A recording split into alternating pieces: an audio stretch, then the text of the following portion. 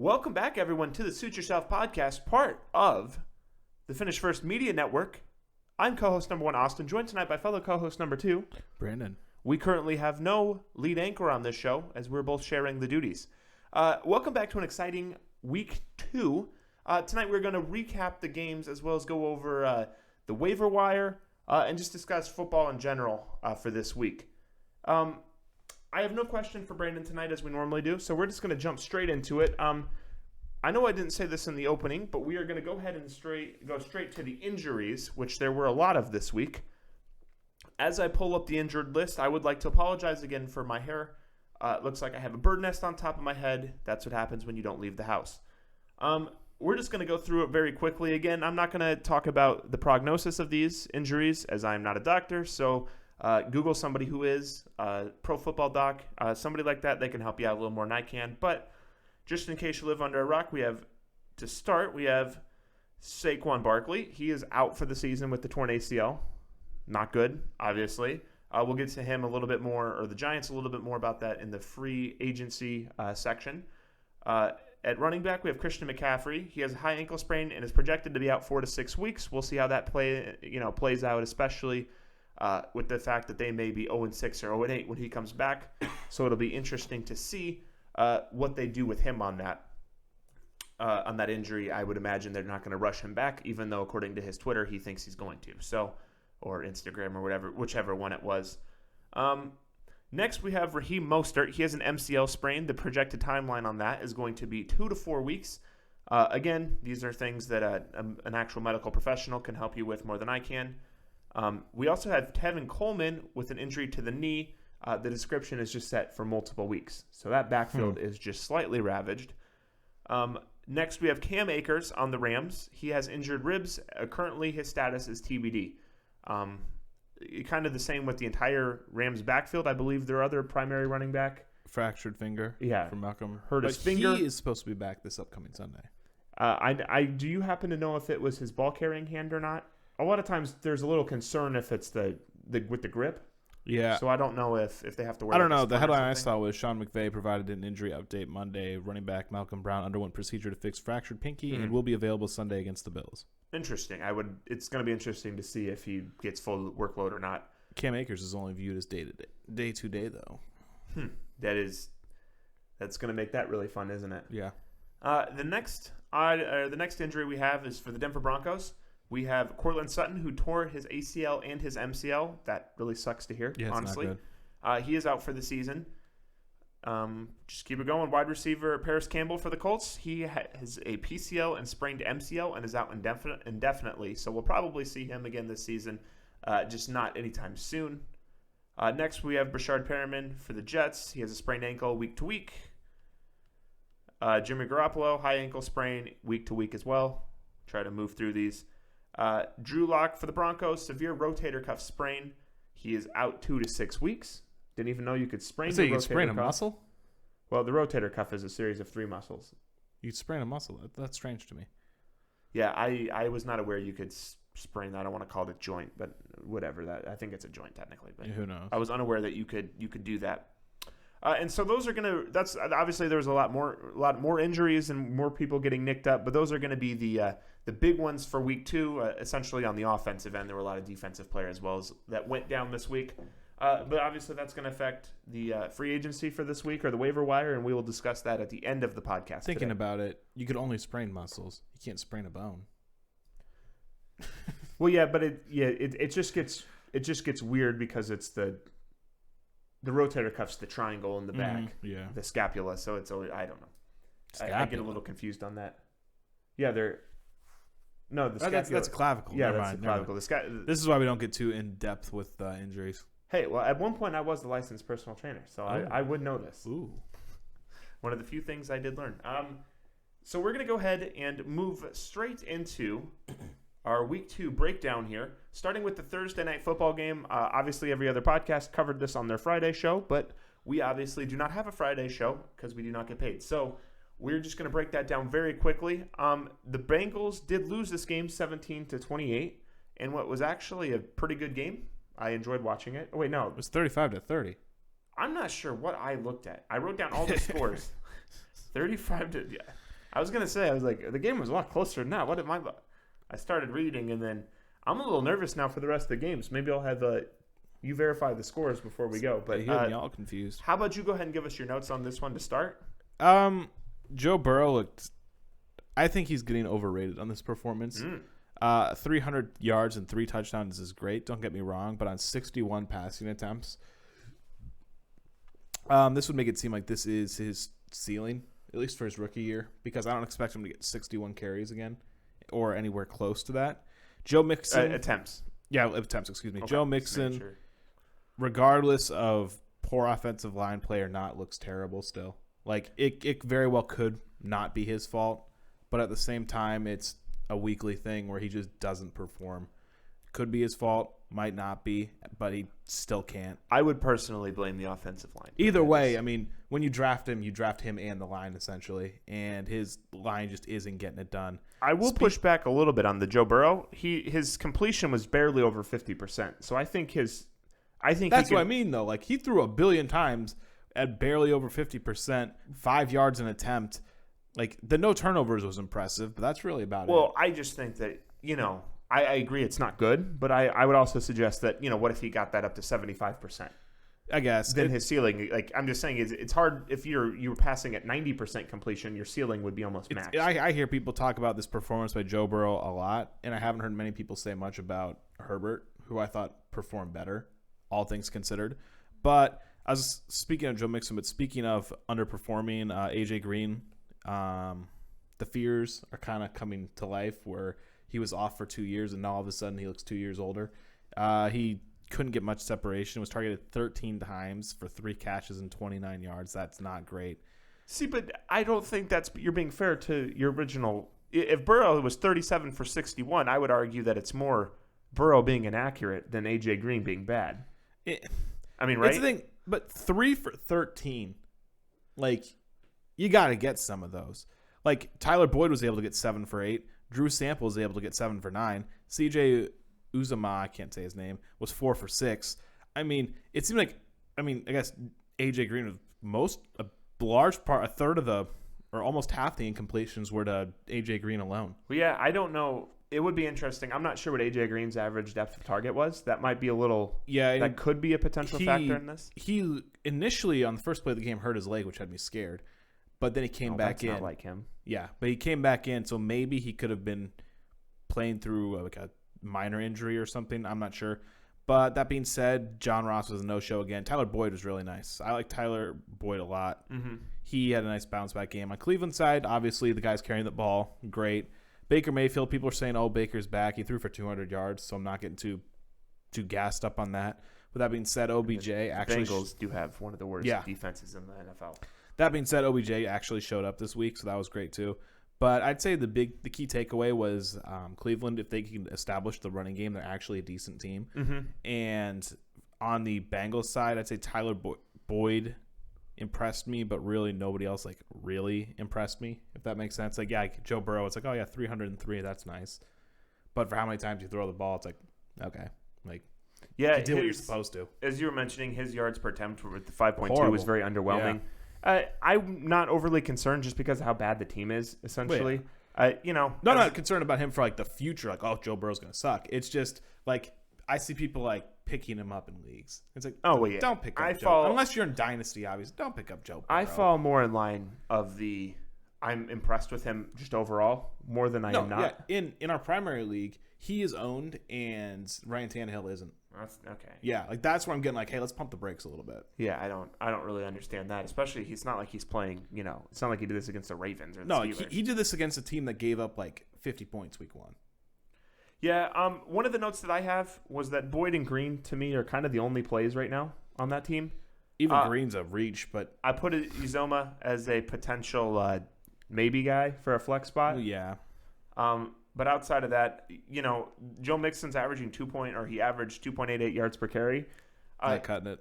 I would just say that based on what I was seeing, he just had nowhere to go. He was constantly just getting blown up behind the line. One play in mind, that comes to mind is the one where he's on the goal line and he gets hit like 3 yards behind the line the second he touches it. It went from like a first and goal on the 2 to like a first and goal on the 6 or something. It was just kind of embarrassing. But As far as the Browns go, obviously they're not playing the Ravens every week, so I think this is not a perfect, but a little better snapshot of what we can see from this offense. Yeah, they're like I'd say they're mildly like. I was down on them really bad week 1, but after this one, like they're mildly maybe average, above average team. Like, yeah, not great, but not terrible. Because after week 1, I'm like, these guys suck. I think Landry was playing hurt, so that hurt his performance this week, and I think OBJ's just had a down week 1 because of the Ravens. If I had to chalk it up, the one thing that does concern me is he got all his production off 4 catches, which like I'd be much more comfortable having a guy get 74 yards and a touchdown on 10 catches. Like the 4, it's like, but it's still fine. Like, if I had him, I'd be very happy with that. Well, his 6 targets and 4 catches were both team highs. So, and I guess that means something. But again, Jarvis was half there. It seemed like, and they hardly passed the ball too in hindsight because they were up by so much, and they were trying, and like they literally just give it to Nick Chubb and he'd get 6 yards, and then they'd give it to Kareem Hunt and he'd just be like, I'm gonna go get 8 a carry too. It does appear with the game script that when they're competitive, Chubb is going to get the majority of the touches, versus if they were way ahead or they needed a lot of points. I don't even know it's that. They just establish it with Chubb, and then when he needs a break, they just throw in the next. Like it's got to be tough for a defense to see Nick Chubb jog off the field and for Kareem Hunt just to fill in for him. Like that's got to be tough. Just be like, oh man. It was a little closer than people might think. Chubb had 36 snaps to hurt Hunt's 20. So I mean, they both get a lot of play time. Yeah. Obviously, I think Chubb is still going to be an RB1 moving forward, but I definitely think that Kareem Hunt is a solid RB2 if at worst a flex. Well, yeah, and that's also he's a handcuff technically. Like you can get an RB2 and a flex for a handcuff, and if something were to happen to Chubb, you'd have an RB1 easily. Ironically enough, they're both handcuffs to each other. Yeah, like if one goes down, the other one just gets that much better. So it just looks like the perfect plays to own both. But yeah. Outside of that, I didn't have much to mention. Let's go ahead and move on to our next game. And so the next game I have was our opening kickoff on Sunday, or one of them, and that was going to be the Giants-Bears. I'll just start off on this one real quick. Here are my big notes on the Giants. This is going to be very quick. Just don't own anybody. The Giants are terrible. Ingram appears to be the only startable, and I just put wide receiver. I know he's a tight end, but he's the only startable pass catcher. Slayton had 3 catches for 33 yards, and he had 6 targets. Yeah. So he might be a possible flex option, but nothing outside of that. And I also noted here, Deion Lewis he's probably worth a flex. We're going to talk about him more in the waiver wire, but he's worth a pickup in a league. I'd say worth a pickup, but not a flex yet. I mean, his receiving work was impressive, 36 yards, but he had 5 targets. He still did pretty good today as far as fantasy points go, and that's with Barkley. I mean, you got a touchdown. I mean, how often is Deion Lewis going to get a goal line touchdown? Well, how often is Saquon Barkley not going to play? Yeah. I think that's a lot of it. He got most of his points on the rushing, which was tough. Which I guess is what makes me leery because he's never been a great rusher. Well, he was 10 for 20. So, but and just real quick on the other end, here. I would say on the Bears end, Montgomery looked good for once. He was 16 for 82 yards, 16 carries for 82 yards, and he was 3 for 45 catching the ball. 3 catches for 45. So and a touchdown. He looked and the touchdown. Good call on that. He looked pretty good this week. I guess I'm going to expect that continue. Again, Brandon and I were not high on him earlier in the season outside of workload, and it appears the workload's just going to keep coming. Allen Robinson was 3 receptions for 33 on 9 targets, so I would expect that to turn around, but his upside is still very limited because the Bears are just terrible, even though they're 2-0, the most bogus 2-0 I've ever seen. That hurts my heart. Yeah. He should be better. I have a noted here. He should be better moving forward, but I have in parentheses, I'm slightly worried. Yeah, not saying much. Outside of that, not much else to note. Cohen didn't do anything after signing his contract. Yeah, so. Regarding I don't know what they're doing, giving him a contract weird, extension and then not using him immediately.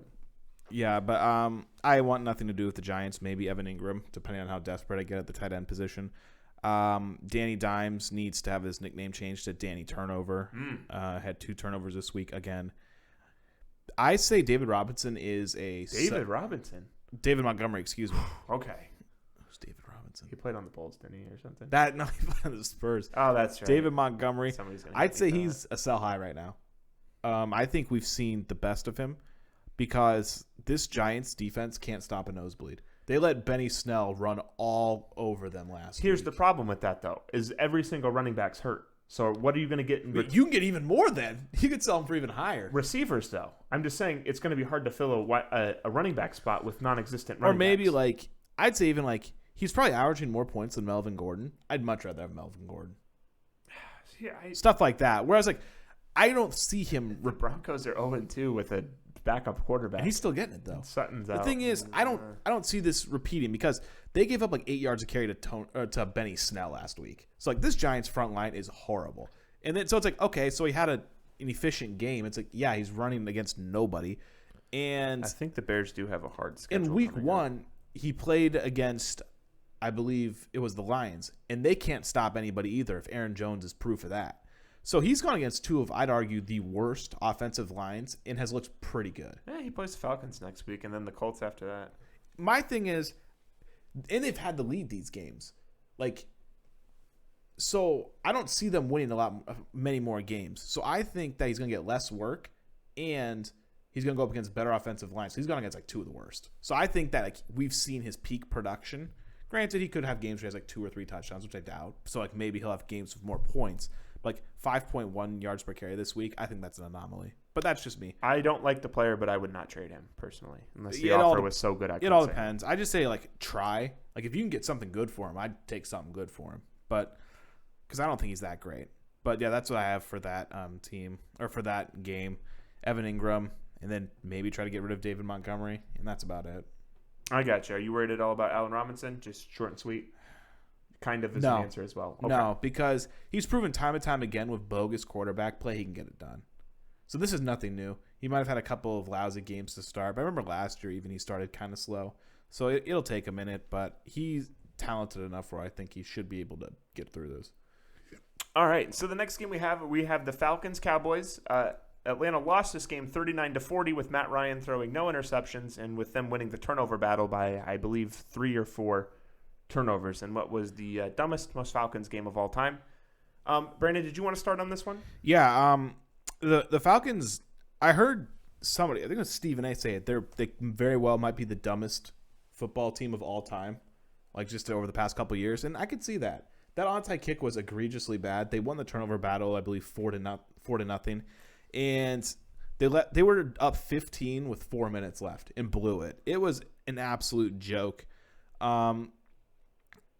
But yeah, Matt Ryan has been fantastic because he's just, I guess, been playing from behind a lot, which helps him. Not this game. But yeah, not this game, I guess. But he's been surprising these. Like, I mean, I know he's always good, but I feel like people don't view him as good. And this year, he's been so far 2 games in, he's been very good. Stafford effect. Yeah, it's like he puts up good numbers, but doesn't win, so nobody really views him as good. But he's a fantastic fantasy option. Todd Gurley looked terrible. That being said, it's also a little concerning because Ito Smith got 5 carries, Brian Hill got 3, and Keith Smith got 1. So 9 of the 30 carries from running backs didn't go to Gurley. Granted, he had 21 still, but at 2.9 clip, it's not good enough. They also still just don't use him in the receiving game, which is strange because that's where he did most of his work, or maybe not most, but a lot of his work during his heyday. Calvin Ridley still looks fantastic. Julio Jones has been iffy at best. He also had that really bad drop in the end zone, and he only had four targets last week, which I don't know what's going on with him, but 2 games in a row, and that's not like him considering he's always so consistent. Hayden Hurst had a great bounce back game too, and Russell Gage wasn't terrible either. Surprisingly, Russell Gage out-targeted Julio 9-4, which is another thing to keep an eye on. But Julio might be a buy low, but at the same time, I'm a little worried about him because even Calvin Ridley got 10 targets again too, and he's getting it done with his targets. So Julio Jones, I'm a little concerned about. The Cowboys, I don't even know. Ezekiel Elliott could have had a monster game had there not been so many QB sneaks, but yeah, CeeDee Lamb and Amari Cooper looked fantastic. Michael Gallup still has me scratching my head. And that's essentially the what I have to say about that. Zeke shouldn't be doing the feed me in the end zone when he's down 21-7 and he's fumbled the ball 3 times up till then. But that's just a personal opinion. Not so much. Yeah, because feeding them has got them in that hole. But it was one of the most bizarre games I've ever seen. And because Dak Prescott had 3 rushing touchdowns on 5 carries. Like, what? And yeah, that huge lead got blown. But yeah, I'd say the running game in Atlanta would have me worried because I don't like him. And Julio Jones has me worried too a little bit. But CeeDee Lamb and Amari Cooper have been great. Zeke, other than the fumbles, was fine. And Dak was pretty good too. So there's at least more fantasy viable people on this game than the past couple we've spoken about. But Julio does have me a bit concerned. Yeah, I thought Zeke looked good outside of the fumbles with his 22 All three of them. attempts for 89 yards and a touch. Lamb and Cooper both had 100 yards each, or over 100 yards each, with 6 receptions and 9 targets apiece. So they're both looking very good. They're obviously the 1 and 2. I'm sorry, I didn't mention Dalton Schultz. I forgot that. He was surprisingly good too, but continue. Yeah, I would. Well, the Lamb and Cooper, they're obviously the 1 and 2 in this lineup, and I'm starting to fade Gallup. I'm thinking that he's going to be droppable if he puts up another poor performance. He's always a high risk, high reward player. He's always one pass away from having a double digit week, but as of this point, he doesn't look like anything other than a third option on that team. Dalton Schultz had 9 receptions for 88 yards and a touchdown on 10 targets, so he's clearly a big part of the passing game. It's too bad that the name's escaping me now, but their starter got hurt, as we were all pretty high on him. And I think next year, obviously, that they're going to have Dalton Schultz isn't as good as the guy he's replacing. Again, I apologize, I can't remember his name at the moment, but I think he's going to be a good pickup, and we'll talk about him in the waiver wire at the end of this. As far as the Falcons, it was bizarre. Matt Ryan has looked very good this season. I expect him to continue to be good. Defense is so bad that he's going to have to score 1 million points a game just to lose by 1. So I expect good things from that offense. Expect Ridley to keep going off. 7 catches, 109 yards on 10 targets. That's what you want with 2 touchdowns. He's been a touchdown machine the last 2 games. Again, no reason for that to change. I would also add Russell Gage, and I think he's a great flex option. He should have had another passing touchdown to add to his total, but Julio dropped it in the end zone. And I believe Julio Jones is playing hurt, so I'm not very worried about him outside of health at the moment. But Hurst looked a lot better, bounced back with his 5 for 72 on 8 targets. So definitely like him, and it looks like he's working his way into the offense a little better than Austin Hooper is, for example. That's not saying on the much, Browns, but and I think I might have been too harsh on Julio. It slipped my mind that he actually killed it week 1. So maybe not. I'm not worried about him, but the 4 targets is a head scratcher. He was pretty gimpy yesterday too. I think he's more injured than people think he is. The next game we have the Lions Packers. Packers won this game 42-21 in a game that was just a dumpster. I was going to say it was pretty close at the beginning, but it was never close after the first quarter. Oddly enough, the Packers were down 14-3, and they just came back and totally destroyed them. Stafford, not a very good game. He was 20 for 33, 244 yards, 2 touchdowns, and an interception, which ended up being a pick 6. Packers did get to him quite a bit. He was sacked 4 times. Adrian Peterson looked like the best ball carrier in the backfield today, but that doesn't really matter when you're only given 7 touches. Still don't give it to him. I'm avoiding anybody in this backfield until further notice. I'm not saying drop him. Obviously Swift. He was terrible with the rushing game, 5 carries for 12 yards, but he made up for it receiving with 5 catches for 60 yards on 5 targets. So he was 5 for 5, looked pretty well on that end. Outside of holding on to Swift, I would not play Hawkinson, but he's a good stash on your bench. And maybe Marvin Jones as well. Looked a little better, but 23 yards, you can't really do too much with that. So I wouldn't. Obviously, you're not playing any of those guys. On the Packers end, Aaron Jones rushed 18 times for 168 yards with 2 touchdowns. He also had 4 receptions for 68 yards and a touchdown on 8 targets. So he's killing it on both ends, the rushing and the receiving, and he looks very good while doing it. He was running some very good routes. He probably had the best catch of the game.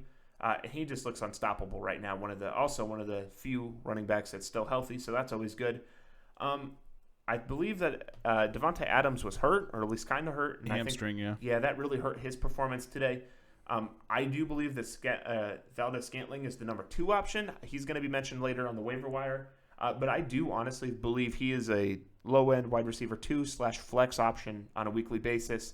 He had 3 catches for 64 yards on 7 targets, and there was a lot of opportunities for that to be more. So I'm expecting him to kind of, I don't want to say break out, but I'm expecting him to be a weekly fantasy asset and somebody that can definitely help you win your league this year, and oddly enough. So yeah, Valdez-Scantling, he'd be killing it if he'd quit dropping those touchdown passes. Well, he drew a couple flags too yesterday. But yeah, he's dropped 2 touchdown passes in the first 2 weeks, which, as somebody who now owns him, I certainly hope that doesn't keep happening. Yeah, Aaron Jones actually looked really good.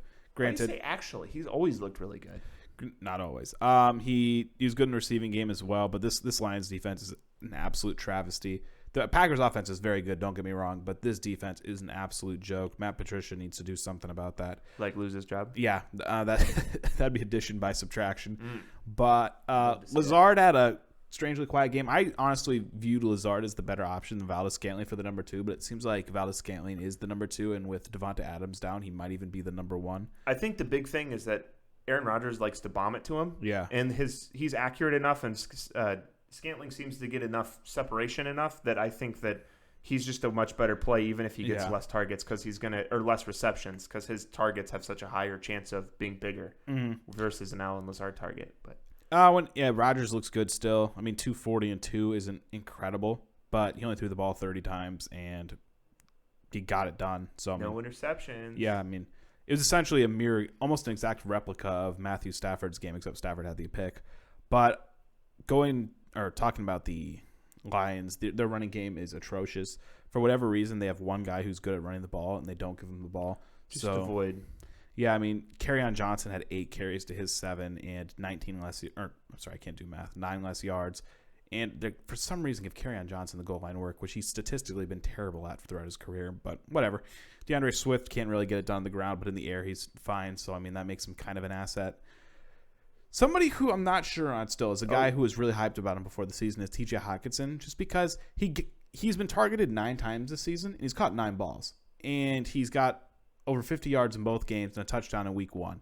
Like, I should like him, but they just don't give him the ball enough where I could, trust him. 4 targets and 62 yards. That's good, but, what if 2 of those targets didn't get caught? Well, yeah, it's not. Then he has an exceptional awful game. Good. Yeah, so it's his lack of targets worries me. Thankfully, it seems like Kenny Golladay is going to be back next week, and that's a big plus. Another thing I found strange is Danny Amendola led the team in targets, and he was, I think, top 2 in targets last week too. Well, I mean, there aren't that many other options. I know, but it seems like he, at least even with Golladay coming back, still might have some of a role, which I don't know how valid of a role it would be, but just I personally don't. I would not. If I given the opportunity to add him for free, I would not. I probably wouldn't either. I'm just saying, it's interesting to me how he still has a role carved out. It seems. I don't know what Marvin Jones is doing. Yeah, but that's what I had on that game. All right, so next we will move on to the Jaguars-Titans. Jaguars lost this game 30-33. Was also a low-key good game, one that could have gone either way. Brandon, would you like to give us a quick synopsis? Yeah, I don't want to hear any more about Danny Dimes from anybody unless I'm hearing about Gardner Minshew, because Gardner Minshew is significantly better than Danny Dimes. I mean, yeah, he did have those 2 picks, but he had 3 touchdowns, or 350 yards, and he's not bad running the ball either. The Jacksonville, that was quite the caveat. What? That was very slyly thrown in there. What? He did have 2 interceptions. Well, yeah. Something like that. One was on the last play of the game. It was the last play of the game he had. By the way, he had He had these unimportant interceptions. Danny Dimes had 2 turnovers, 2 and 0 touchdowns. Wasn't one of Minshew's a pick 6? I don't know. I can't remember. I think it was. I think it was on the first series. I think it had a really long return, but I don't think it was a pick 6. I could be wrong. But Jacksonville's been my surprise this year. They're not great, but they took down Indianapolis. Tennessee's 2-0, and they gave them a fight. 1-0 when they played them. Well, yeah, but they're 2-0 now. They were a playoff team last year. They made it to almost to the Super Bowl, and they gave them a real fight. Their defense, especially the run defense, seems to be a bit underrated too. They held Derrick Henry quite a bit, or they kept him in check, which is always good. With that being said, James Robinson is legit, and I wish I had him on my team. Oh. And when they got rid of Fournette, I thought it was because they were going to tank. But no, they got rid of Fournette because James Robinson is better than him. Well, do you know that's why they got rid of him, or did they had to have happen to be better? Because statistically, he is significantly better than Leonard Fournette ever's been. Maybe they just didn't want to pay Fournette, and they didn't like it. Well, yeah, it's probably hey, this guy's just as good, if not better, and he's way cheaper. But anyways, Laviska, I can never say his name, Chenault, actually got 5 carries too, which was surprising because he's a wide receiver, and that's strange, but I like it. DJ Chark actually had a decent game as well. Keenan Cole Sr. he hasn't been bad either, which, again, that I wasn't expecting much out of him, but he's been a nice surprise as well. Regarding Tennessee, Jonnu Smith has been really nice for them. He is, I'd say, a must-own tight end. And I guess Corey Davis kind of fell back to earth last week, but he still had that touchdown, so he's at least worth owning as well. I'm curious as to what A.J. Brown's return does for guys like Jonnu Smith.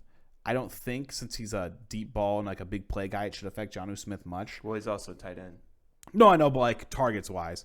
Like I'm not sure like if like he takes some of Jonnu Smith's targets and whatnot. But I guess one thing that does worry me is Jonnu Smith, 4 catches, 2 of them touchdowns. That's always something I'm like, I don't know about that.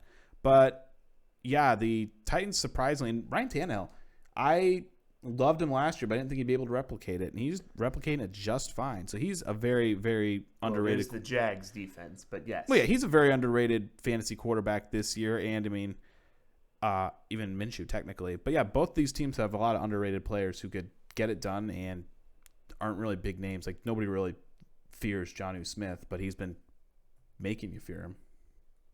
Yeah, Henry had a little bit of a rough day today. Yeah, he did. 25 for 84. The Jaguars actually did a pretty good job of kind of keeping him controlled, especially given how much of their defense they lost in the offseason. So I thought they did a pretty good job there.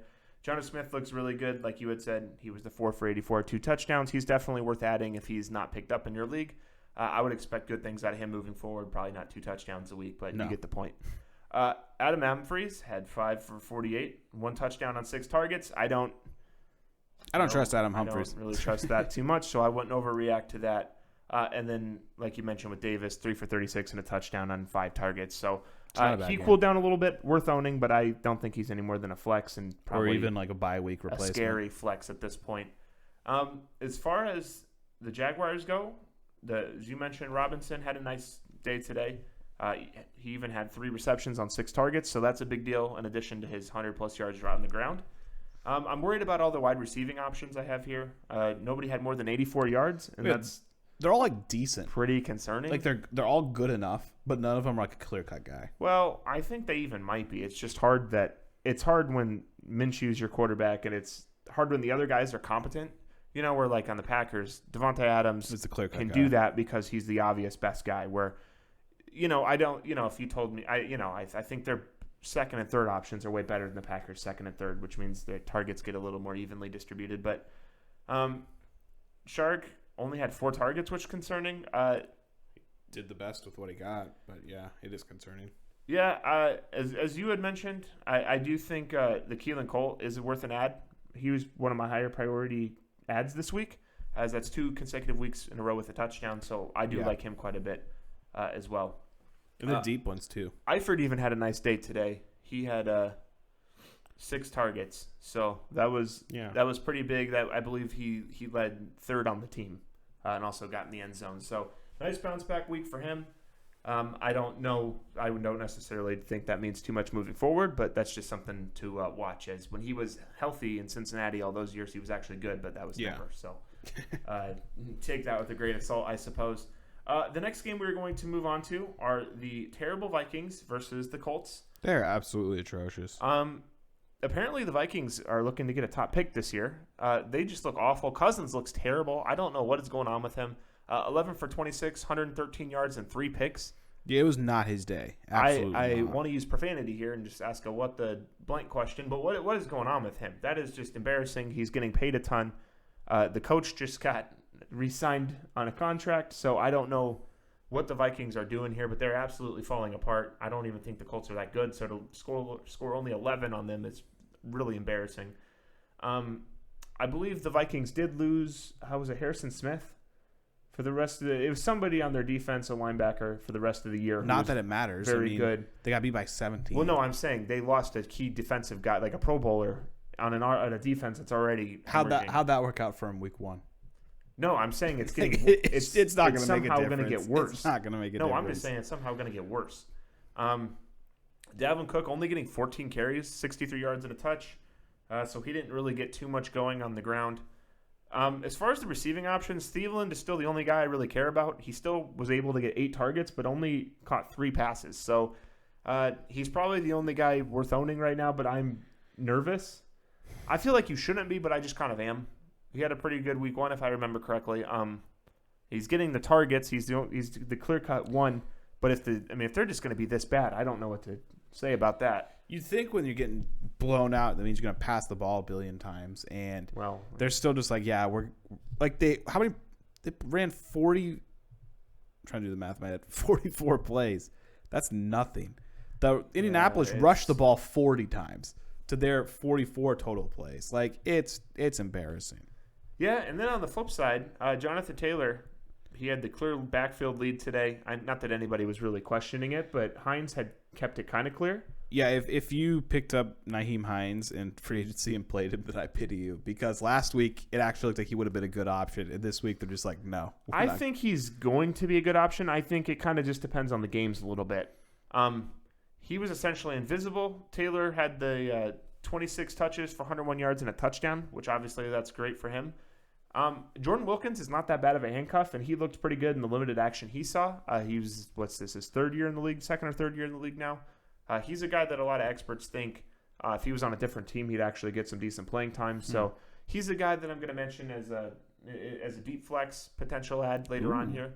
But just something to keep your, if you own Taylor or something, I think he might not be a terrible ad if you have an extra roster spot. Mo Alley Cox actually looked pretty good today. 5 catches on 6 targets for 111 yards. Yeah, nice. Jack Doyle was not there. Alley Cox is another one of those guys that people say is kind of like Wilkins. Well, he finally got a shot today because Jack Doyle was hurt. So he's just a massive human being. So and he's very athletic. So he's a guy that actually could be useful. If Jack Doyle comes back, that might be spoiled a little bit, but just something to keep an eye on. And I just have noted here that I also do not trust any of the Colts receiving options. No. I don't get it. The Vikings, last year they exceeded all expectations, and then they were essentially like, let's get rid of our best receiver, and let's get rid of other players and see where that gets us. Mm-hmm. And clearly it just didn't work, which has me very, very, very concerned for Thielen. He had that really good game, but that was week 1 on 4 catches, I think, which and then this week he had 3 catches for 31 yards, which 3 catches. There was only 11 completions. So, I don't even consider the Packers or the Colts to have elite level deep. I know some people might argue the Packers. I personally would not. They're top 15, but they're it's not like. But let's not get this Ravens or Steelers. Let's not forget that this Indianapolis team got beat by the Jaguars. And they got tore to pieces by Gardner Minshew. But the Jags also and I think Gardner Minshew's fine. Don't get me wrong. But if you let Gardner Minshew just absolutely shred you, and then or shred the Colts, and then you show up as Kirk Cousins and throw for 113 yards, that is very concerning. Not the quarterback you want to get exposed by. No. And I think Kirk Cousins I've thought in the past that Kirk Cousins is incredibly underrated. Yeah, you were the big time defender. And this week, I'm still not going to get on the hate bandwagon, but this was a terrible week for him. And it has me concerned for every other Minnesota player, because even with this ineptitude, if they continue to be this bad, Dalvin Cook's not going to get as much work. They're not going to get into the red zone as much. So he's not going to get as much goal line work. And it could really, really, really hurt Dalvin Cook, even though, technically, and obviously he's not going to get passes either. The Colts, Jonathan Taylor, obviously he's good. I don't like the receiving options on Minnesota either. Or Minnesota, I don't. But Indianapolis either.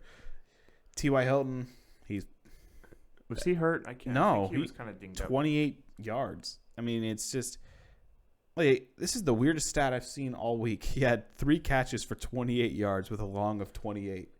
I feel like he's one of those guys that's banged up. He always is, though. That's the problem. He's always banged up. Yeah, I'm not defending his health. I'm also with this game. I still don't think the Colts are very good, because we saw what a good offense did to Minnesota last week. They absolutely decimated them, which was the Packers. And the Colts, 28 points is nice, but Phillip Rivers 200 yards, 1 touchdown, 1 interception. Yeah, but they're going to be a run-based team. I know, but even I guess they had 150. I forgot about Wilkins, but I don't know. I don't like either one of these teams, and most of the options, other than the 2 running backs, are irrelevant to me. It's just not a whole lot going on that side. The next game that we have today is going to be the Bills-Dolphins. The Bills won this game in a very close one, 31-28, excuse me. Brandon, would you like to start us off on this one? I would love to. The Bills are fantastic. I love the Bills. And Josh Allen has been absolutely... Because you love the Bills does not mean they're fantastic. They're fantastic. And Josh Allen has absolutely been killing it this year. He has thrown 7 touchdowns to no interceptions, which for him is a miracle. He leads the league in passing yards, too. So he's been doing very, very well. I mean, that Miami defense is elite. I mean, it held Cam to like 100 passing yards. So, I mean, he threw for 400. I don't care how bad it has been limited this year. I don't care how bad a defense is. If you throw for 404 touchdowns with no turnovers, you're killing it. Singletary looked better than Zach Moss this week, which as a Zach Moss owner in multiple leagues, it is a little disheartening. However, it seems maybe like a 60-40 split. The receiving, surprisingly, in the past and even going into the season, it seemed like most people were like, oh, yeah, the running backs. Like, you got to target the running backs to the Bills, the run-heavy Bills. But no, the receivers have been getting it done, too. Stephon Diggs, 8 catches, 153 yards. John Brown, another good game, 4 catches, 82 yards, and a touchdown. He's, I think, one of the more underrated receivers in the league. Most people are like, oh, well, he was the only guy last year. Of course he's going to do well. But he's not the only guy this year, and he's still doing well. So I think he's a very, very, very good wide receiver, too, for a team. Cole Beasley even showed up. Dawson Knox had his one big play and then got a concussion again. So basically the only guys I really want on the receiving end are Stephon Diggs and John Brown and maybe Cole Beasley, depending on how deep your league is. The Dolphins surprised me. Ryan Fitzpatrick was really good, especially for him at this age. Jordan Howard, you might as well drop Jordan Howard at this point. He has done nothing, and Michael Gaskin has been getting it done. Mike Gesicki, very, very, very good game. 11 targets, but 8 catches, 130 yards on a touchdown. Absolutely fantastic. Even Isaiah Ford had a good game. Devontae Parker, he had 53 yards and a touchdown, which is good on 8 targets. So he still seems like he might not emulate last season's 1,309, I think he had. But he's still worth a spot, and he's still worth a flex play at least. I like Devontae Parker still. Yeah, definitely it looks like Preston Williams is somebody that you don't really need to own. I think that's kind of a takeaway. We were thinking that he might be a breakout candidate this year after the rookie campaign he put together last year. But it appears that he's not that important. Gesicki, I'm sure he's owned in every league, but he's proving to be one of the better tight ends in the league. And I do have to mention he's going to show up later in the waiver wire part, but Isaiah Ford, it looks like he might be a pretty good weekly ad. He's held down 9 targets, which is the second most on the team. So I'm expecting good things out of him. I do also hold that Myles Gaskin is the best running back to own on this team. Oh, absolutely. Him and Breida tied for the most carries with only 7, which is pretty weird. So it's still pretty much a running back by committee. Jordan Howard had 5. But he put together 7 for 46, and then through the air he was 6 for 36 on 7 targets, where Matt Breida, for example, only had 2 targets. So he's clearly the favorite running back in terms of what appears to be rushing and receiving. Jordan Howard's going to steal the goal line carries, though, so his upside is still pretty limited. Gaskin is at best a flex at this point. Jordan Howard's absolutely terrible. Do you want to guess his stats for the year? Well, I don't know if he's terrible. Fun fact, 13 carries for 11 yards. And he has 2 touchdowns. But a lot of those are goal line carries. And I just think it's more, he's been fine everywhere he's been. It's a tough scene. I'm not saying he's an elite player. He's not getting it done. And then on the Buffalo end, I would say the only receivers you're really caring about at all are Diggs and Brown, but they're obviously owned. And then I'm avoiding the running back situation. Like, I don't even think either of them are much of a buy low. No, I got him in like the 12th round in my draft, so I was going to keep him. Or Zach Moss, but yeah, I don't really like either of them, and Josh Allen runs well enough that... Yeah, Singletary maybe a flex play. But, if you drafted him, obviously you're going to use him, but he's been a little disappointing. Yeah, but they haven't used him much. I don't even know if they are going to use him. They never used him much so far this year either, which that could change. I don't think there's much going on there. If they keep playing like this for, they're probably getting close to borderline droppable, but I don't think you're dropping them yet, but you're never going to start them. Especially with how decimated the running backs have been. So our next game is going to be San Francisco versus the Jets. San Francisco won this game 31-13 in another disgusting game. Ugh. The Jets are terrible. They are going to get the number 1 overall pick unless Carolina has something to say about it. Garoppolo, he was 14 for 16 with 2 touchdowns. I'm still never going to say he looks good because I don't think he's good. Nick Mullins didn't look terrible. Once he came in once Jimmy got hurt. He was 8 for 11 with an interception, sacked twice. So, I mean, it's a backup quarterback coming in on short notice, so I don't know what you can take away from that. He looked good last year when he was forced to play. So he fumbled twice, but they both got recovered, luckily for yeah, him. I think he can at least make the offense go, which is, I don't know if that's saying much, but it's something. As far as the other Niners in this game, Mostert looked good. He was 8 for 92 with a touchdown. He did get hurt and is going to be out what it looks like a little while, a couple weeks. I believe it was 2 to 4 if I remember correctly. Mm-hmm. So it's going to be interesting to see what they do with that backfield. I do think Jerick McKinnon, I believe he was on the waiver wire show last week, but he's going to, obviously he needs to be owned and his usage is going to go up quite a bit. He was 3 for 77 with a touchdown with no receiving, so that's obviously a pretty interesting line. I'm not saying he's going to break a 60-yard or whatever, 70-yard rush every week, but he's going to be the favorite to get his targets picked up a lot. It'll be interesting to see who picks up the rest of them. Jordan Reed ended up playing again today. It was the big day of old tight ends between him and Eifert. He looked great. Yeah, he always looks great. It's just if he gets another he probably honestly should be done playing with his concussion history. Yeah, it's not good. He is in danger's alley, as we say. But he was 7 for 50 with 2 touchdowns on 8 targets, so very nice day for him. Kendrick Bourne, 4 for 67 on 8 targets, so good game for him as well. He may be a deep add, maybe. Kind of just depends. As far as the Jets go, I essentially have until Crowder gets back. Gore can be maybe played in the flex. Avoid everything else. Yeah, I want nothing to do with the Jets, and at this point, Jamison Crowder, but he was hurt. Like the guys who played, like people might see Chris Hogan be 6 catches, 75 yards, like full PPR. That's worth a spot. But I think he was only got that opportunity because of the absence of Crowder. So I'd still stay away. I mean, maybe if your team is ravaged by injuries, and you might as well pick him up. Oh, well, don't forget Braxton Berrios. I'm not too concerned about him. The Patriots dropped him last year, and they had no receivers. So that should tell you something. I wouldn't want Frank Gore, 21 carries for 63 yards. I mean, yeah, he got the 20. He got the 21 carries, but I mean, he didn't do anything with them, and I don't blame him. He's old. That being said, the Niners, I want nothing to do with them either, except for one guy, and it's one guy I've talked a mess about for years, and that's Jerick McKinnon. The only reason I want him is because they run the ball a lot, and now they have a backup quarterback in who isn't that great. So I assume they're going to run the ball even more. And I believe Jeff Wilson, for what it's worth, will get the majority of the carries with Tevin Coleman being injured as well. Well, Jerick McKinnon's not hurt. No, I know, but I think Jeff Wilson's going to be the primary runner. I don't think Jerick McKinnon's in every down. I still like McKinnon. He had a nice play last week. I do too. Which, I mean, like you might as well go for him, but he's one of those guys who's only, I guess, depending on how long Mostert's out, is only going to be viable for a little bit. But yeah, I'm not big on either one of the teams. I mean, even guys who did show out like Jordan Reed. I mean, how good's that for? How long is that for? I mean, until Kittle shows back up in a couple weeks. So it's like there's nothing really to take away from this game other than that the New York Jets are absolute garbage and they're just a disgrace to the NFL.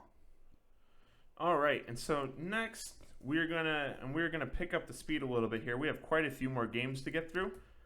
We are going to go to the Rams-Eagles. This game was 37-19 in favor of the Rams, to no one's surprise. Even though the Rams were not favored to win this game. I don't know how. Brandon, can you give us and we're going to have to speed this up. We're going a little long. Will you give us your bullet takeaways points from this game? Jared Goff looked good. Darrell Henderson is going to be a thorn in every single Malcolm Brown and Cam Akers side because it seems like they're dedicated to this three-headed beast, which is infuriating considering I own Malcolm Brown and Cam Akers in my main league, and Darrell Henderson leads with the carries. It's got me big mad. Cooper Kupp, great return. Not incredible game, but he looked a lot more like his old self. Tyler Higbee looked great. I don't expect him to get 3 touchdowns on 5 catches ever again. Is he now the number 1 tight end on their team? Oh, yeah. Is he always was. Than Everett? Oh, he's significantly better than Everett. All right. He at least, like, week 1, you're like, oh, man, like I thought he was going to pick up that steam from last season, and then this game he picked up that steam. Robert Woods, a surprisingly quiet day, got bailed out by a rushing touchdown, but the Eagles are terrible. They suck. There's nothing, and even Carson Wentz looks terrible. And this is some guy who went out and had him, I think, as rated QB6 before the season started. He has looked absolutely terrible. He has no one to throw to, sure, but he still looks bad. Deshaun Jackson looked all right for him. But yeah, I still think the receivers to own are Zach Ertz and Dallas Goedert. Even though Goddard was a little quiet, he still has more yards and targets than Ertz. And Miles Sanders, they got blown out, and he still got his numbers. So I think pretty good, yeah, especially I think, for a first game. Yeah, I think Miles Sanders is going to continue to be a very, very, very good option and be worth that pick that you got him with, which is probably a late first or a second round. What I have to add to the Rams is I would say that Cooper Kupp, I believe he's still the number one on that team. Absolutely. And I think he's moving forward is going to be the number Absolutely. one. He led in targets only by one. He had 6 to Robert Woods' 5. But I think Robert Woods, I think, is a very good player and a wide receiver too. I think that Cooper Kupp long-term is going to be the better play every week, even though after week one, a lot of people were kind of about it. But I also think better days are ahead for both of them, as Higbee's not going to catch 3 touchdowns a week. No. Just a little bit on the Eagles side, Deshaun Jackson did have 6 for 64 on 9 targets, so I expect him to be a good play moving forward. The touchdowns will come for him, assuming that Wentz starts throwing touchdowns. So it's a big assumption. I think better days are ahead for him as well. Next game we have is Broncos-Steelers. The Broncos lost this game 21-26. I'm just saying it all kinds of weird now. This game was actually pretty good. A little bit. I mean, it was all right. Locke got hurt. There was some drama. Jeff Driscoll came in. He looked okay, but he's not a good quarterback, so I wouldn't take much away from that. He did go 18 for 34 for 256 yards, 2 touchdowns, and an interception. He was sacked 6 times, and Locke was sacked once. So they gave up 7 sacks, which is obviously bad. It's not good. Steelers defense makes a lot of people look silly, so don't get too crazy. Gordon, 19 for 70 on the ground, 2 for 14 through the air with 1 touchdown on 3 targets, so that's good to see. He's a huge part of that offense. Cortland Sutton, as we mentioned, he returned, but he's out for the rest of the season with the MCL and the ACL, if I recall correctly. Mm-hmm. Judy had 7 targets, went 4 for 62. I expect him to be actually a very good play going forward here, as he's essentially one of the few remaining guys on the team that can actually do anything with the targets. Hamler was 3 for 48 on 7 targets, so he might be an interesting piece, as well as Deshaun Hamilton. I kind of given up a little bit on Deshaun Hamilton, but we'll see about him. Fant looked also very nice, 4 for 57 with a touchdown on 5 targets. I would expect that number to probably go up a little bit too. The targets, right? Yep, okay. That's correct, with Sutton being out long term.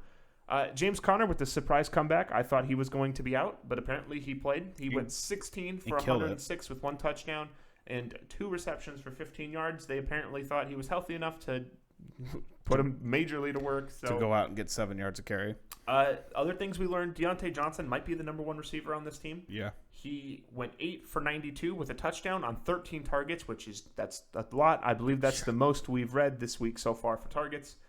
Chase Claypool also might be worth mentioning for a deep league ad. He was 3 for 88 on 1 touchdown, only the 3 targets though. The one thing that worries me is he had 88 yards on 3 catches. His long was 84. Yeah. So he had 1 play essentially. That's why we're saying deep. But yeah, I agree. I don't think he's going to be rostered by most people. Juju, 7 for 48 on 8 targets. So he's also a huge part of the offense. We're not trying to dismiss him, but Deontay Johnson is looking better now. And I have as a note, potentially time to drop James Washington, ? So James Washington, if you think you found somebody better, it looks like he's the guy who's getting phased out, not phased in. This is something completely unrelated. The Raiders just scored 24 straight points on the Saints. And you're referring to the Monday Night Football game. Yeah, we're recording on Monday night, so we aren't able to watch it. However, they were down 17-0. Now it's 24-17. Well, right. Yeah, good for them. But I was not expecting that to happen. I wasn't either. And Derek Carr. It might be a 17-0 run. I think they actually might have had 7. But anyways, that's okay. I'll look it up. They brought it back. The Pittsburgh should have blown this game out of the water, and they somehow didn't, which had me a little concerned. However, James Conner looked really good. Deontay Johnson, I believe, is the number 1, followed relatively closely by Juju. Melvin Gordon still looks really good. I mean, that offensive line that defensive front held Saquon to nothing week 1, and he still got 70 yards. So I think he's going to continue to be a monster this year. He had a really nice catch in the end zone as well. Like, it was one of the better catches I've seen a running back make in recent memory, which is very encouraging for him as well. It's Noah Fant and Jerry Jeudy and Melvin Gordon are the guys who are worth owning, I believe, on the Broncos. And regarding the Steelers, I'd say Philip Lindsay as well, but but he's hurt. But Pittsburgh, I mean, maybe Big Ben. I'm still not big on him. James Conner and Deontay Johnson and Juju, and that's probably it. Eric Ebron still didn't do much again, so I'm not big on him anymore. Yeah, I don't. I was never huge on him to begin with, but I'm definitely not big on him now. I don't know if he's worth owning at this point either. Next game we have Panthers-Bucks. The Panthers lost this game 17-31.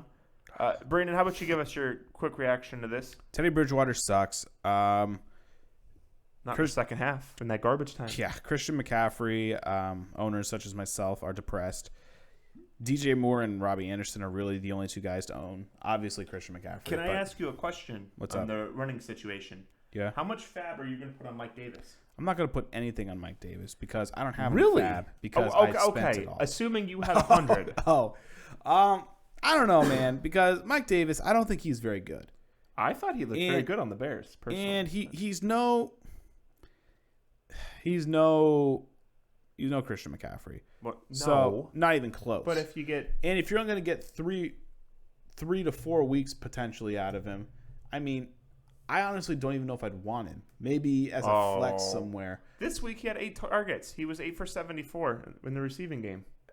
Okay. So he's already part of the offense. Fine. I guess I was just looking at the rushing. Yeah, his receiving, I guess, is underrated. But again, that's garbage time with Teddy. I don't think he was even known as a receiving guy. That was garbage time with Teddy throwing to him too. I mean, if I had $100, what do you think the Panther season's gonna be? I'd maybe spend 20. I don't know, but I actually really like Mike Davis. I'd say right now the only guys I'm interested in are DJ Moore and Robbie Anderson. And Robbie Anderson has me shocked right now because I wanted nothing to do with him. The Bucks, I'd say Leonard Fournette is a sell high right now because 12 carries for 103 yards and 2 touchdowns. He's not doing that again. His long was 46. Yeah, and it was at the end of the game, and like they were just running out the clock, and they somehow got a 46-yard touchdown out of it. I would agree. Tom Brady still hasn't looked that great. Not very sharp. Mike Evans has looked great. LaShawn McCoy's looked okay in the receiving game, but then he dropped that wide open touchdown, so I guess he hasn't looked incredible. I hate to see it. Yeah, drop Rob Gronkowski right now, please. There's no reason to own him. Scotty Miller disappointed me, especially after week 1. Mm-hmm. But yeah, I'd say for Tampa Bay, obviously Leonard Fournette and Ronald Jones. But I wasn't impressed much with Ronald Jones this week and Mike Evans. On the Panther side, I'd say DJ Moore. You weren't impressed with the guy who had 27 total yards? You don't say. No, I wasn't. Well, he had catches. No, I love how you said it. He had catches and touchdowns, so he still had around probably a 10-point week, which most people are like, it's fine. But it was a very unimpressive 10 points. But DJ Moore and Robbie Anderson are the only two ones on Carolina that interest me, and Teddy Bridgewater is absolute garbage. So they're at his mercy, which has me very pessimistic. Yeah, I don't have much to add on what Brandon said, except the fact that I actually do like Mike Davis. I think he's going to be a potential, RB2. Maybe he'll have a chance of being an RB1 some weeks, but I actually do like him quite a bit. Especially, I don't know why there's no reason to rush McCaffrey back. I mean, especially when you have Bridgewater, you might as well try to get Trevor Lawrence. So I don't see any reason to keep throwing McCaffrey. He's under contract for 3 years, though. Why would they do that? I don't know what it is, or so, how after a couple of years you can somehow get rid of them. I'm pretty sure it's like $20 million a year. Either way, you don't have to pay a rookie doesn't make that much anyway, so it's not like the end of the world. But it was clear, like Brandon had mentioned, that Moore and Anderson are the cleared the 1 and 2 receivers, both having double digits. I would say that if you own any other wide receiver, you can probably drop them at this point. Samuel, talking to you. As far as the the Buccaneers, to Brandon's point, I don't like any of them, and I would not start either one of them. Maybe as a flex situation. Not really anything outside of that. I think Evans is probably going to be the one, even when Chris Godwin returns, which he was cleared today. But I do like both those guys moving forward. Brady will get. I think his best is yet to come. He's building rapport by the week, so I think they're going to keep getting better. Teddy Bridgewater. I'd avoid the tight ends at all costs. 3 year, $63 million. Well, what's guaranteed? That's the big. I don't know. That's usually the big thing that you want to watch out for. That is absolute $33 million guaranteed. Well, see, that's not that bad. That's what Aaron Rodgers makes in a year. That's $11 million a year guaranteed to this bum, though. Yeah, but it depends how it pays out. That's not too big of a cap. Teddy Bridgewater is literally evidence that you could be mediocre to terrible at your job and still be rich somehow. I thought you were evidence of that. No, I'm not rich. Who's next? Well, you didn't get fired. But next game we have is Cardinals versus the Washington football team. I have not yet slipped on that all year, and I'm very proud. Congratulations. Thank you. That is what we're looking for here. Arizona won this game in an easy contest, 30-15. Washington is somehow 1-1. I was, for some reason, expecting to see 0-2 up top there, but the Eagles, dude, they took them down. Who? They took down the Eagles week 1. Yeah, that's right. I forgot that was even possible. That is a sorry team. If you lose to the Washington football team, you are a sorry team. Haskins was okay, 19 for 33, 223 yards, 1 touchdown. He was sacked 4 times. Gibson looked kind of okay, 13 for 55 with a touchdown. Better than Peyton Barber. J.D. McKissick, 8 for 53. McLaurin's the one bright spot on this team. He had 7 for 125 and a touchdown on 10 targets, so that's what you're looking for from your wide receiver. Logan Thomas, 4 for 26 on 9 targets. I have noted, I still believe. And the next best wide receiver had 5 targets. So clearly, Thomas and McLaurin dominated those targets. I expect that to continue. And I think that Thomas is an ad in the league if he's still available. I don't know if he still will be, but I do think he's a good ad still. On the Cardinals side, Murray was pretty as far as passing goes. He made up for it with the rushing. He was 8 for 67 on 2 touchdowns as a rusher. Drake was starting to look a little better. He finally got 20 touches, 86 yards, and then he went 2 for 9 yards on the receiving end on 2 targets. Hopkins came down to earth a little bit on 8 catches for 68 yards with a touchdown on 9 total targets. Fitzgerald actually showed up a little bit for what we were expecting of him with 7 catches for 50 yards. So a little more work for him. Again, Hopkins is probably the only guy. I guess you're probably owning Christian Kirk. Maybe. And I don't think Andy Isabella is ownable. So, probably just Hopkins, Drake, and Murray, what you're rolling with. But, Brandon, how about you add? Yeah, the Washington football team isn't good. Dwayne Haskins, he's not great either. Terry McLaurin, that is true. Terry McLaurin is a bright spot, and thank God they finally decided to quit giving Peyton Barber the ball 17 times. However, in games they give Peyton Barber the ball 17 times, they are 1-0. So, I mean, what do I know? The stats don't lie. Yeah. 1 carry for 1 yard, which does not surprise me at all. That is very weird that you would switch back like that. Well, did you see his production last week? No, I know, but it's just weird. You'd give one guy all terrible. the carries and then be like, no, none for you this week. He was 17 for 29 yards. They probably took one quick look at the box score. They're like, oh boy, we messed up. But yeah, Kenyon Drake looked. At this moment, Kenyon Drake looked significantly better. Kyler Murray might be a thorn in the side of all that rushing and the rushing touchdowns. We'll see. Oh, he definitely will be. But the Cardinals are again another one of the surprise teams for me. I expected them to be better, obviously, and I guess DeAndre Hopkins had a quietly good game too. I mean, I heard nothing about him, but still 8 catches, 70 yards, and a touchdown is not bad at all. They are one of the surprise teams for me where I hear people or I don't hear anybody talking about them, and before the season, I didn't expect them to be that good, but they're actually looking all right. I mean, granted, they beat the Washington football team, so it doesn't mean much. But I remember last week, I can't remember who they beat, but I remember I was like, they got him? Or it was the Niners. I'm like, good for them. They took them down. I'm like, I didn't see that coming. So who knows? They could be competent, or they are competent. They could actually be a pretty good team. I guess we'll see in a couple weeks. All right, we have 3 remaining games we have to get through. First one's Chiefs-Chargers. The Chiefs won this game 23-20 in what was also a very good game. This one went into overtime. Thanks to Justin Herbert and that defense. The defensive line looked incredible, put a lot of pressure on Patrick all night. It turned out to be a great game. Shout out to the Butker. He made 3 consecutive 58-yard field goals. He made a 53 with a penalty, a 58 with a timeout, and then he made the actual 58. So shout out to him. He was feeling himself for being good. Brandon, what are your thoughts on this game? Justin Herbert, I hear reports that I can't remember the coach's name for the Chargers. He's like, if Anthony Lynn. Yeah, he said if Tyrod Taylor is healthy, he's our guy. And apparently he's trying to get himself fired because Justin Herbert is not bad at all, especially for a rookie. He's fantastic. So apparently Anthony Flynn is just an idiot. But Lynn, excuse me. Another thing that surprised me a bit was Joshua Kelly's usage. 23 carries to Austin Eckler's 16. Well. And especially when Austin Eckler was getting it done and Joshua Kelly wasn't. It's like, why do you keep giving the ball to this guy? I would say because their rookie quarterback is playing and they want to establish the run and get time of possession. No, I get it, but it's working a lot better for Eckler. So give the bulk of the carries to Eckler. Well, yeah, but I get what you're saying, but if you add them up, like that would be for one guy, that would be a. Oh no, I'm not saying give him 39 carries. I'm saying if there's a 23-16 split, Eckler should be getting the 23 and Kelly should be getting the 16. No, and I agree with you. Eckler also had 55 yards on 4 targets and 4 catches. So apparently Herbert got the memo that, hey, I have a good guy on my team. Maybe I should throw him the ball. Something Tyrod Taylor didn't get. The Chiefs looked very, very beatable this game. Obviously, they went in overtime. But it took a while for Patrick Mahomes to get going. And this was honestly a bad game for him. And he still had 300 yards and 2 touchdowns. So that just shows how good he is.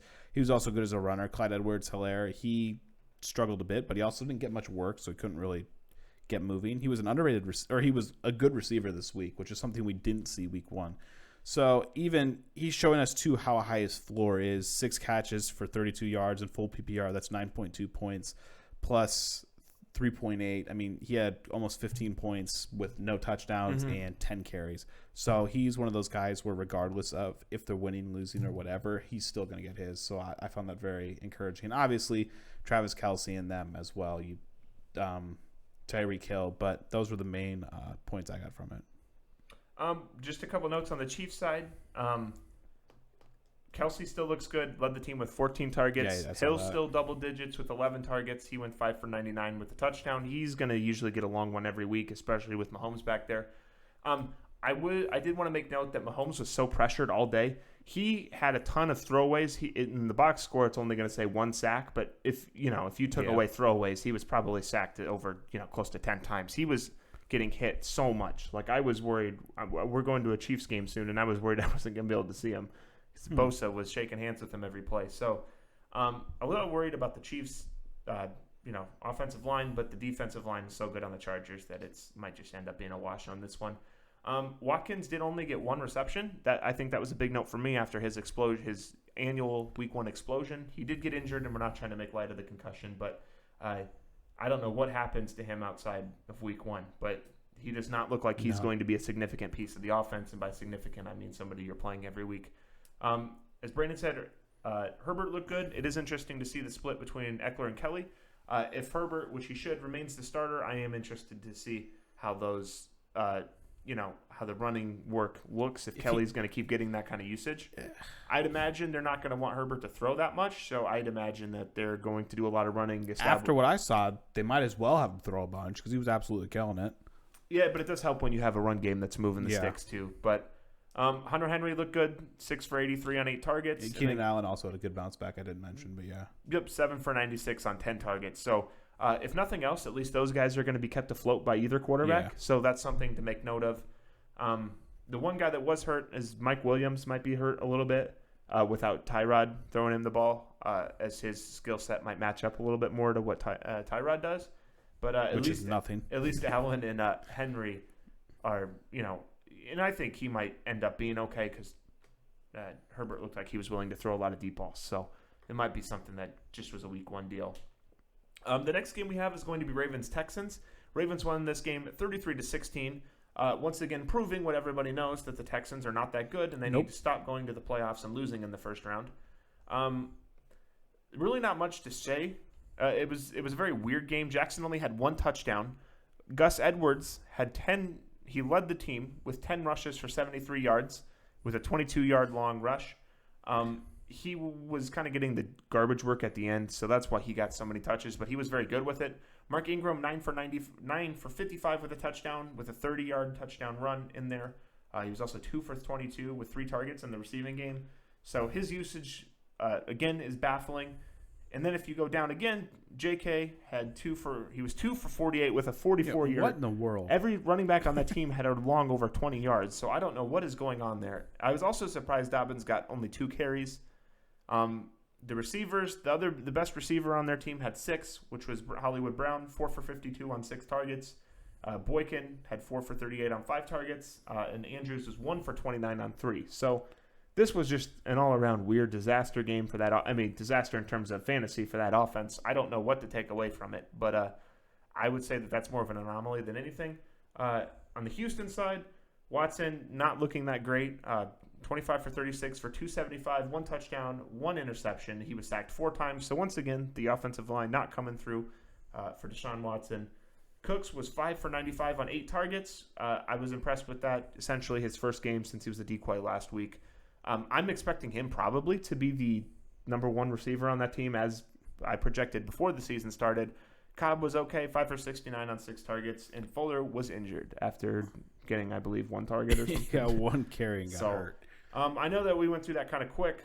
Brandon, do you have any thoughts on that? I guess, sorry, last second thought.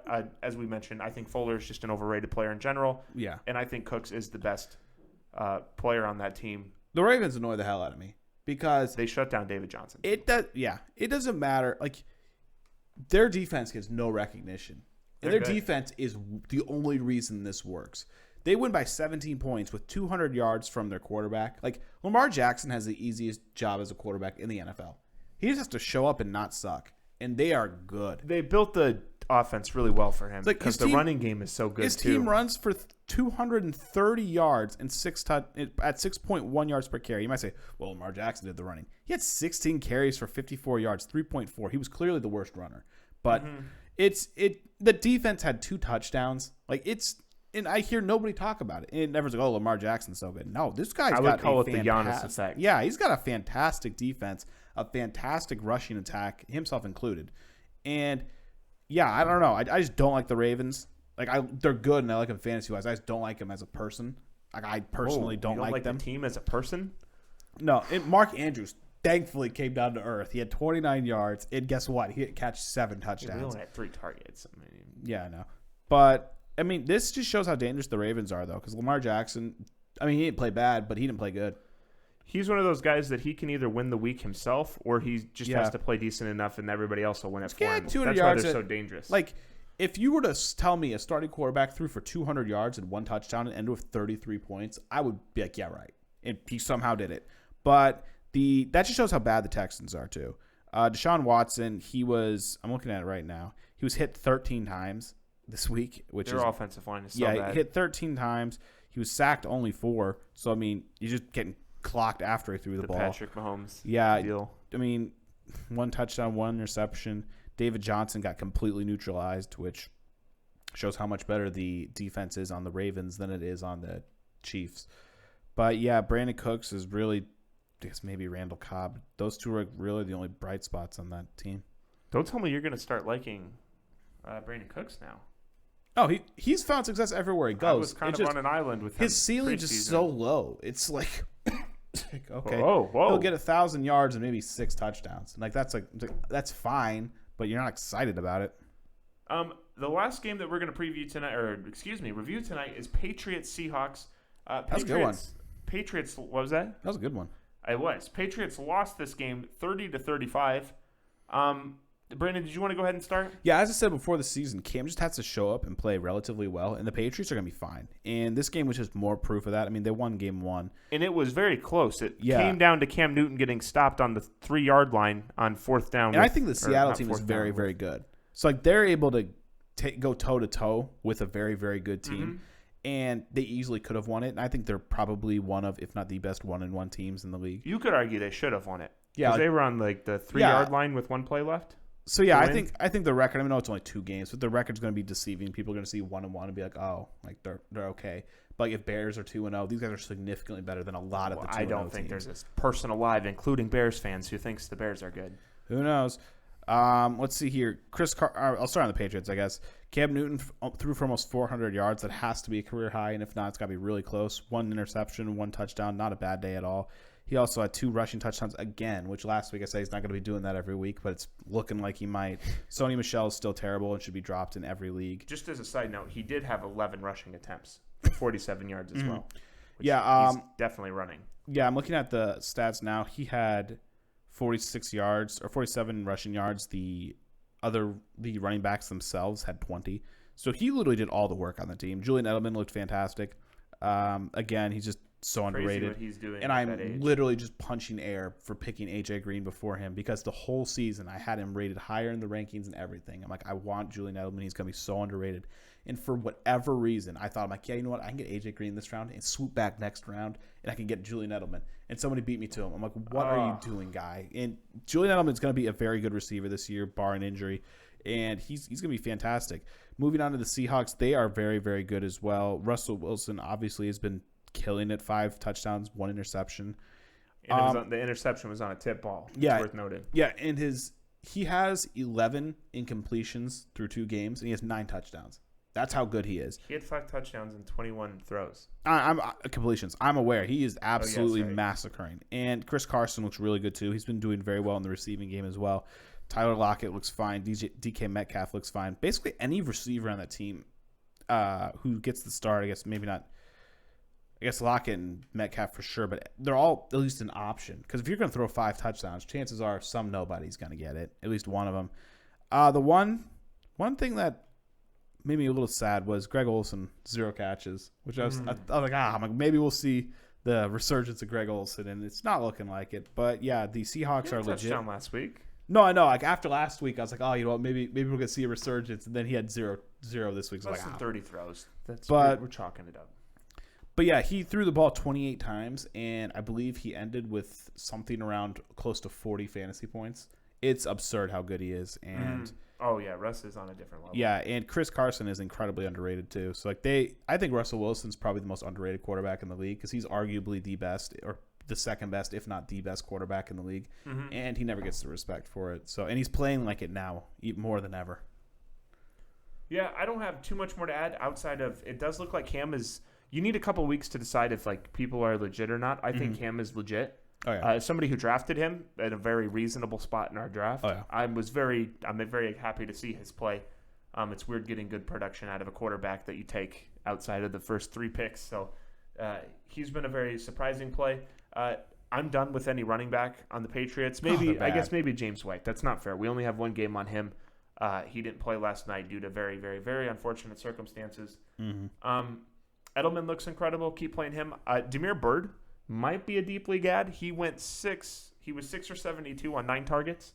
So just something to keep in mind as you're always looking for guys who can potentially provide work. Yeah. And N'Keal Harry was 8 for 72 on 12 targets. So both those guys, more so Harry, but I would look to see if they're available in your league, especially Harry. As again, this is going to be an offense that doesn't do a whole lot of passing touchdowns, which is going to hurt. But they still might be good plays. In the flex spot or once buys start, anything like that. And then it is just a couple things of note. Lockett had the most targets with 8, and Metcalf had 6. And so that's something to keep in mind. I think Metcalf is more of a boom bust, and Lockett is going to be a pretty steady guy. Metcalf, though, consistently just makes do with what he's got. He's 6'4", he's fast, and he's just a beast. So, he's going to win jump balls, and he's going to just give him that beat straight, the guy down. That straight route. Whenever he gets single coverage, it's going to be a target to him. So I think he's he's obviously probably a borderline 1, but he's probably a very safe wide receiver 2 every week. Same with Lockett's probably the same. He's averaging almost 100 yards a week and a touchdown, so he's been putting up our receiver numbers. His one downside, obviously, is the lack of catches, but he's still getting. He's one of those guys that I think at the end of the year you're gonna be like, how the heck did this guy get 100 yards and a touchdown every game on 4 catches? Yeah, it's like a better Will Fuller. I asked that about so many people. I'm like, oh, 3 like the Jared Cooks, 3 catches for 90 yards and a touchdown. He's not doing that again. And then he shows up the next week and does it again. It's like, okay, well, the better Will Fuller.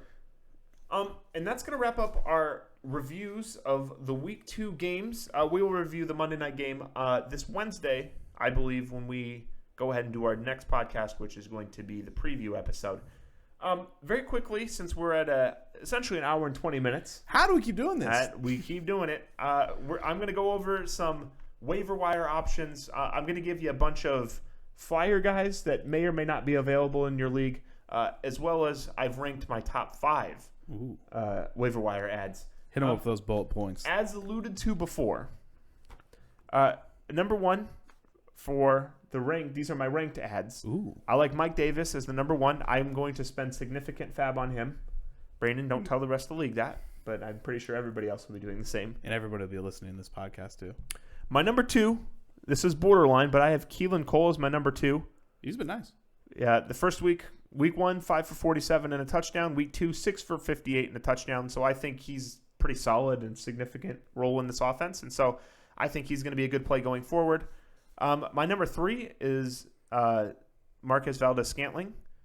I think he has left a lot on the. He's been a pretty decent play the last couple weeks as a flex play, but he has left so much on the table that I think him and Rodgers are going to start to get on the same page, and I think he's going to be a guy that is putting up 10 to 15 a week on a consistent basis, and everybody's like, "What the heck happened here?" Like kind of deal. He would be if he didn't drop those 2 touchdowns. He'd be like probably right now points wise top 5 receiver. That has been something he has struggled with a little bit over his career, but I think that's something that he's going to get figured out because if he doesn't, Aaron Rodgers may kill him. So number 4, this is going to be another interesting one. I have Devontae Freeman is my number 4. Ooh. He's been going around visiting a lot of teams. We have a lot of teams right now with no running backs.